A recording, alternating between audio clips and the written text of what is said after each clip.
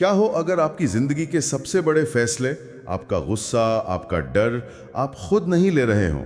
सोचिए, दिमाग के अंदर बैठा एक हाईजैकर सिर्फ 12 मिलीसेकंड में कंट्रोल अपने हाथ में ले लेता हो। मतलब पलक झपकाने से भी 10 गुना ज्यादा तेजी से।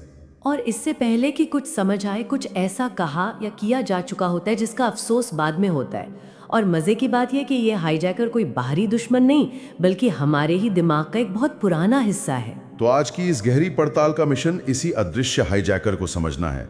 हमारे पास न्यूरो साइंस की ताज़ा रिसर्च है, हजारों साल पुरानी स्टोइक और बौद्ध फिलॉसफी है, और मनोवैज्ञानिक सिद्धांतों का एक पूरा खजाना है। इन सबको मिलाकर हम वो मास्टर की ढूंढने की कोशिश करेंगे जिससे इस दिमागी हाईजैक को रोका जा सके। बिल्कुल। और ये पड़ताल सिर्फ किताबी थ्योरी तक नहीं रहेगी। हम ये भी देखेंगे कि कैसे एक 24 घंटे का नियम किसी का करियर बचा सकता है, कैसे सिर्फ 3 गहरी सांसें दिमाग की वायरिंग तक बदल सकती हैं, और कैसे खामोशी एक मनोवैज्ञानिक हथियार बन सकती है। ये पूरी बातचीत उस छोटे से गैप के बारे में है जो एक घटना और हमारी प्रतिक्रिया के बीच होता है। कहते हैं वही हमारी असली आज़ादी छिपी है। चलिए तो फिर इस हाईजैकर से आमने सामने मिला जाए। ये कोई दिमागी बीमारी या पर्सनालिटी की कमी नहीं है ना, बल्कि ये तो लाखों साल पुराना एक सर्वाइवल मैकेनिज्म है। न्यूरोसाइंस इसे 2 रास्तों की कहानी से समझाता है, एक कच्चा शॉर्टकट और एक पक्का हाईवे। एकदम सही। वैज्ञानिक भाषा में इन्हें लो रोड और हाई रोड कहते हैं। लो रोड यानी कच्चा रास्ता एक दिमागी शॉर्टकट है। कोई भी खतरे का सिग्नल, मान लीजिए बॉस का एक गुस्सा भरा ईमेल, वो आंखों से सीधा दिमाग के इमोशनल सेंटर यानी अमिगडाला तक पहुंचता है। आप अमिगडाला को यूं समझिए दिमाग का सिक्योरिटी गार्ड मान सकते हैं। और ये रास्ता बहुत तेज होगा, है ना? बहुत ज़्यादा। इस रास्ते में सिर्फ 12 से 15 मिली सेकेंड लगते हैं। इसका एक ही काम है, पहले जान बचाओ, सोचते बाद में रहना। यही हमें सड़क पर तेज़ी से आती गाड़ी से बचाता है, लेकिन यही हमारे रिश्तों में भी हमें बिना सोचे समझे रिएक्ट करवा देता है। और हाई रोड, वो पक्का हाईवे, वो कैसे काम करता है? हाई रोड वो लंबा और समझदारी वाला रास्ता है। वही गुस्सा भरा ईमेल वाला सिग्नल पहले दिमाग के सोचने समझने वाले हिस्से में जाता है, जिसे प्रीफ्रंटल कॉर्टेक्स कहते हैं। ये हमारे दिमाग का सीईओ है। वहाँ जानकारी की पूरी जांच होती है, संदर्भ को समझा जाता है कि शायद बॉस का दिन खराब हो या शायद कोई गलतफहमी हो, और फिर एक सोचा समझा फैसला अमिगडाला को भेजा जाता है। लेकिन इसमें तो काफी वक्त लगता होगा। हाँ, और यही तो सारी समस्या की जड़ है। इसमें लगते हैं 300 से 500 मिलीसेकेंड। इसका मतलब ये है कि हमारा तेज और रिएक्टिव सिस्टम हमारे धीमे और समझदार सिस्टम पर हमेशा हावी हो जाता है।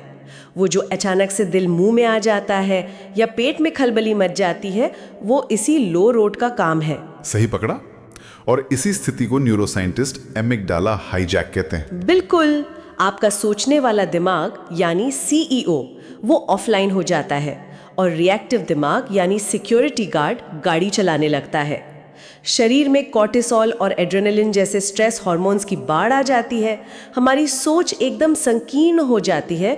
हम सिर्फ लड़ने या भागने के मोड में चले जाते हैं। ये तो समझ आया, पर हमारा दिमाग ये कैसे तय करता है कि किस बात पर हाईजैक होना है? मतलब बॉस के ईमेल पर गुस्सा आना तो ठीक है, पर कई बार बहुत छोटी छोटी बातों पर भी ऐसा हो जाता है। क्या हम इन डर और गुस्से के साथ पैदा होते हैं? नहीं, ज्यादातर हम इन्हें सीखते हैं। इसकी जड़ें क्लासिकल कंडीशनिंग नाम के एक मनोवैज्ञानिक सिद्धांत में है। ये पावलोव के कुत्तों वाले मशहूर एक्सपेरिमेंट जैसा है। जैसे वो कुत्ते सिर्फ घंटी की आवाज पर लार टपकाना सीख गए थे क्योंकि उनका दिमाग घंटी को आने वाले खाने से जोड़ चुका था, वैसे ही हमारा दिमाग भी चीजों को जोड़ना सीख जाता है। लेकिन ये तो आदत बनाने जैसा लगता है। क्या इसी तरीके से किसी के मन में डर भी डाला जा सकता है? हाँ, और इसका सबसे विवादास्पद और डरावना उदाहरण है 1920 का लिटिल एल्बर्ट एक्सपेरिमेंट। इसमें एक 9 महीने के बच्चे एल्बर्ट को एक सफेद चूहे से डरना सिखाया गया। शुरू में एल्बर्ट उस चूहे से बिल्कुल नहीं डरता था, बल्कि उसके साथ खेलता था। लेकिन एक्सपेरिमेंट करने वालों ने एक चालाकी की। जब भी बच्चा चूहे को छूता, वो पीछे से एक लोहे की रॉड पर हथौड़े से जोर से मारते, जिससे एक बहुत तेज डरावनी आवाज होती थी। ओह, बेचारा बच्चा। जाहिर है वो डर जाता होगा बुरी तरह।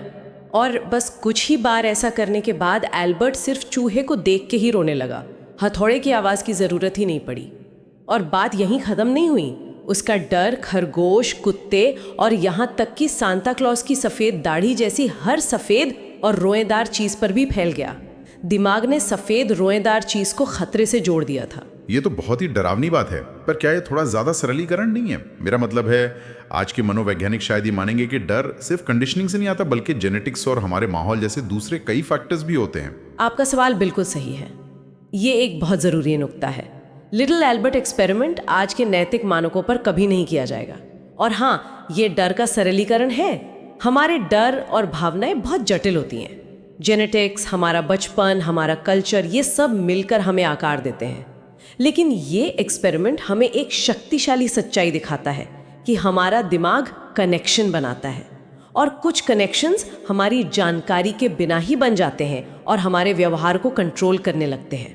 मतलब हमारे कुछ गहरे डर जिन्हें हम अपनी पर्सनालिटी का हिस्सा मानते हैं, हो सकता है वो हमारे हो ही नहीं, वो बस बचपन में किसी सफ़ेद चूहे और डरावनी आवाज़ की तरह हमारे दिमाग में इंस्टॉल कर दिए गए हों। बिल्कुल। और आज के डिजिटल ट्रिगर्स तो और भी ज़्यादा खतरनाक है। फ़ोन की हर नोटिफिकेशन एक डोपामाइन शॉट है। सोशल मीडिया के लाइक्स इंटरमिटेंट रिवॉर्ड्स यानी कभी कभी मिलने वाले इनाम के सिद्धांत पर काम करते हैं, जो हमें स्लॉट मशीन की तरह आदी बना देते हैं। आपको नहीं पता कि फ़ोन उठाने पर कोई अच्छी खबर मिलेगी या नहीं, और यही अनिश्चितता हमें बार बार फ़ोन चेक करने पर मजबूर करती है। या वो कैट में टाइपिंग वाला बबल, उसे देखते ही दिल की धड़कन बढ़ जाती है क्योंकि दिमाग उसे किसी ज़रूरी खबर से जोड़ चुका है। हाँ, मेरे साथ भी ऐसा होता है। एक खास रिंगटोन थी जो पुराने ऑफिस से जुड़ी थी, और आज भी जब वो कहीं बजती है तो एक पल के लिए तनाव हो जाता है। या वो व्हाट्सएप की टोन जो कभी किसी बुरी खबर के साथ आई थी, सालों बाद भी दिल बैठा देती है, भले ही मैसेज किसी दोस्त का मजाक हो। क्योंकि दिमाग उस आवाज़ को खतरे से जोड़ चुका है। वो आवाज़ अब एक न्यूरल शॉर्टकट यानी लो रोड को एक्टिवेट कर देती है, जो सीधे आपके अमिगडाला तक जाता है, सोचने वाले दिमाग के सीओ को पूरी तरह बाईपास करके। तो क्या हम हमेशा इन अदृश्य धागों से बंधे रहेंगे? अगर हमारा दिमाग इतनी आसानी से हाईजैक हो सकता है, तो क्या इससे बचने का कोई रास्ता भी है? रास्ता है, और वो हजारों साल से हमारे सामने है। स्टोइक सम्राट मार्कस ऑरेलियस ने कहा था कि असली ताकत घटना और प्रतिक्रिया के बीच के गैप में है। बौद्ध दर्शन इसे और भी खूबसूरती से दूसरे तीर की कहानी से समझाता है। दूसरा तीर, ये क्या है? कहानी यह है कि जीवन में हमें पहला तीर लगना तय है। किसी का आपकी आलोचना करना, नौकरी छूटना, बीमार पड़ना, ये सब पहले तीर हैं। ये दर्द देते हैं और इनसे बचना लगभग नामुमकिन है। लेकिन इसके बाद घंटों उसी के बारे में सोचना, खुद को कोसना, ये सोचना कि मेरे साथ ही ऐसा क्यों होता है, ये दूसरा तीर है जो हम खुद को मारते हैं। और असली तबाही ये दूसरा तीर मचाता है। ये दिलचस्प है क्योंकि ये सिर्फ आलोचना पर ही नहीं बल्कि हर नाकामी पे लागू होता है। परीक्षा में फेल होना पहला तीर है, लेकिन महीनों तक खुद को नाकाम कहना और भविष्य के लिए डरते रहना वो दूसरा तीर है। मतलब हम अपनी ज्यादातर तकलीफ के लिए खुद जिम्मेदार हैं। बिल्कुल। और विज्ञान भी इसी गैप की पुष्टि करता है। ये गैप असल में लो रोड के 12 मिलीसेकंड और हाई रोड के 500 मिलीसेकंड के बीच का लगभग 488 मिलीसेकंड का फर्क है। जीत और हार का फैसला इसी आधे सेकंड से भी कम के वक्त में होता है। यही वो जगह है जहां हम हाईजैक होने से बच सकते हैं। आधे सेकंड से भी कम का वक्त, ये जानना ही अपने आप में चौंकाने वाला है। पर मुझे लगता है कि जब गुस्सा सिर पर होता है या दिल बैठा जा रहा होता है, तो वो आधा सेकंड भी पकड़ में नहीं आता होगा। क्या इसे असल जिंदगी में काबू करने के कोई तरीके हैं? हाँ, और इसके लिए हमारे पास एक बहुत शक्तिशाली और प्रैक्टिकल टूल किट है। पहला और सबसे शक्तिशाली हथियार है हमारी सांस। ये सुनने में बहुत आसान लगता है, लेकिन इसके पीछे गहरा विज्ञान है। हमारे शरीर में एक वेगस नर्व होती है जो दिमाग से लेकर पेट तक जाती है। ये हमारे शरीर का rest and digest mode activate करने वाला मेन हाईवे है। तो ये एक तरह से शरीर के पैनिक बटन को बंद करने जैसा है। और सांस इसे कैसे कंट्रोल करती है? जब हम जानबूझकर लंबी और गहरी सांस छोड़ते हैं, जैसे 4-7-8 ब्रीदिंग में, जहां 4 सेकंड सांस ली, 7 सेकंड रोकी और 8 सेकंड तक धीरे धीरे छोड़ी, तो ये सीधे वेगस नर्व को एक्टिवेट करता है।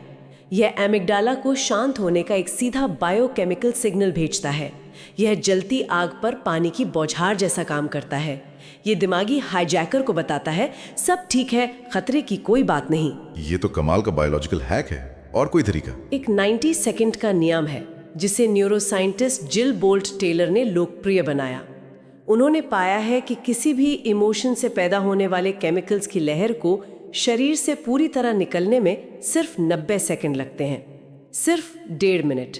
अगर उसके बाद भी गुस्सा या बेचैनी महसूस हो रही है तो वो असली भावना की लहर नहीं है, वो सिर्फ एक दिमागी लूप है जिसे हमारा सोचने वाला दिमाग बार बार चला रहा है। सिर्फ 90 सेकंड? अगली बार जब मैं ट्रैफिक में फंसाऊंगा तो अपनी घड़ी देखूंगा, पर उस पल में तो वो 90 सेकंड भी सदियों जैसे लग सकते हैं। और उसी पल के लिए एक और मेंटल फ्रेमवर्क है जिसे PAUSE प्रोटोकॉल कहते हैं। ये 5 स्टेप्स का एक दिमागी अभ्यास है जिसे कहीं भी कभी भी किया जा सकता है। PAUSE, चलिए इसे समझते हैं। P से शुरू करते हैं। P का मतलब है पॉज, यानी रुको, कुछ मत करो, एक गहरी सांस लो। ये उस 488 मिलीसेकंड के गैप को पकड़ने का पहला कदम है। चलिए इसे एक उदाहरण से समझते हैं। मान लीजिए एक ज़रूरी मीटिंग में आपके सहकर्मी ने आपके आइडिया का क्रेडिट खुद ले लिया, आपका खून खौलने लगता है। यहीं पर आपको पॉज बटन दबाना है। था क्या, रुक गए? अब A आता है, इसका क्या मतलब हो? A मतलब एक्नॉलेज, यानी अपनी भावना को पहचानो और उसे एक नाम दो। मन में कहो मुझे बहुत गुस्सा आ रहा है या मुझे अपमानित महसूस हो रहा है। जब आप भावना को नाम देते हैं तो आप उसे कंट्रोल करने की दिशा में पहला कदम बढ़ाते हैं। आप भावना से अलग हो जाते हैं। आप गुस्सा नहीं है, आपको गुस्सा महसूस हो रहा है। ये एक छोटा लेकिन बहुत बड़ा फर्क है। ठीक है, पॉज किया, भावना को नाम दिया, अब यू यानी अंडरस्टैंड। अंडरस्टैंड का मतलब है समझो। खुद से पूछो, मैं अपने आप को क्या कहानी सुना रहा हूँ। उस मीटिंग वाले उदाहरण में हमारी कहानी शायद ये होगी, उसने जानबूझकर सबके सामने मेरी बेइज्जती की है, वो मुझे नीचा दिखाना चाहता है। ये हमारी पहली इंस्टिंक्ट कहानी होती है, जो शायद सच ना हो। और यहीं पर आता होगा S, शिफ्ट पर्सपेक्टिव, यानी नजरिया बदलो। बिल्कुल। अब खुद से पूछो, क्या इसे देखने का कोई और तरीका है? शायद वो सहकर्मी बहुत नर्वस था और ठीक से बोल नहीं पाया। शायद उसे लगा कि वो टीम की तरफ से बोल रहा है। या सबसे शक्तिशाली सवाल, अगर यही समस्या मेरे सबसे अच्छे दोस्त की होती तो मैं उसे क्या सलाह देता? इसे सोलोमन्स पैराडॉक्स कहते हैं। हम दूसरों की समस्याओं के लिए जितने समझदार होते हैं, खुद के लिए उतने नहीं हो पाते। और ये सब करने के बाद आखिर में आता है ई का मतलब है इंगेज, यानी अब सोच समझ कर जवाब दो। अब आपका जवाब 12 मिलीसेकंड वाले एमिगडाला से नहीं, बल्कि 500 मिलीसेकंड वाले समझदार CEO से आएगा। आप शायद मीटिंग के बाद उस सहकर्मी से अकेले में बात करें, या शायद आप इसे जाने दें, लेकिन जो भी करेंगे वो एक सोचा समझा फैसला होगा, ना कि एक दिमागी हाईजैक का नतीजा। ये तो बहुत शक्तिशाली फ्रेमवर्क है, PAUS। और खामोशी का क्या? आपने शुरू में कहा था कि खामोशी एक हथियार हो सकती है। हाँ, खामोशी कमजोरी नहीं, ताकत है। इसके 3 स्तर हैं। पहला है माइक्रोपॉज, यानी 3 से 5 सेकंड की खामोशी। ये छोटे मोटे तानों या भड़काने वाली बातों का असर खत्म करने के लिए है। आपकी खामोशी उस ताने की हवा निकाल देती है और सामने वाले को सोचने पर मजबूर करती है। और दूसरा स्तर? दूसरा है डिफर्ड स्ट्राइक, यानी जवाब को टाल देना। ये बहुत शक्तिशाली है। मुझे इस बारे में सोचने का वक्त चाहिए, या मैं इस पर कल बात करूंगा। ये कहकर आप दबाव सामने वाले पर डाल देते हैं और खुद को हाईजैक होने से बचाते हैं। अरे, ये तो उस 24 आवर वाले नियम जैसा लगता है जिसके बारे में आपने शुरू में बात की थी। क्या वो मैनेजर वाली कहानी इसी से जुड़ी है? बिल्कुल, वो कहानी इसका सटीक उदाहरण है। एक मैनेजर को उसके बॉस से एक बहुत ही तीखा और आलोचना भरा ईमेल मिला।